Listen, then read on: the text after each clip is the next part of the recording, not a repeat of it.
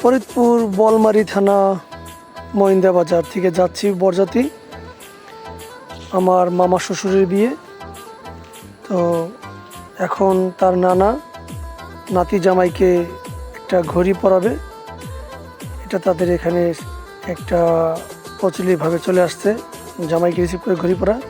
চলে আসলো মিশকাত কাকা, এ হচ্ছে বরের গাড়ি। আর এখন আমরা সবাই দেখতেছি তার মেয়ে পক্ষের গার্জেন এসে তাদের নাতি জামাইকে রিসিভ করে নিয়ে যাবে গেটের দিক। চলে আসলো গেটের সামনে, তো গেটে সবাই দেখি পার্টি স্প্রে নিয়ে ব্যস্ত বাচ্চারা। আমি বললাম, বাবু তোমরা পার্টি স্প্রে ব্যবহার করো না, চোখের ক্ষতি হয়, তোমরা অফ থাকো। আমাদের এদিকের বাচ্চাদেরকেও বলছি ওরা অফ থাকবে। মাশাল্লাহ, মামাকে খুব সুন্দর লাগতেছে। ফিতা কাটবে, তারপর গেটের যেটা মিটিং শেষ করে ভিতরে ঢুকলো। চলে আসলাম খাওয়ার জায়গায়, মামা এখানে বসছে। আমি বললাম, না আপনি এখানে বসেন, আমি চেয়ারে বসি।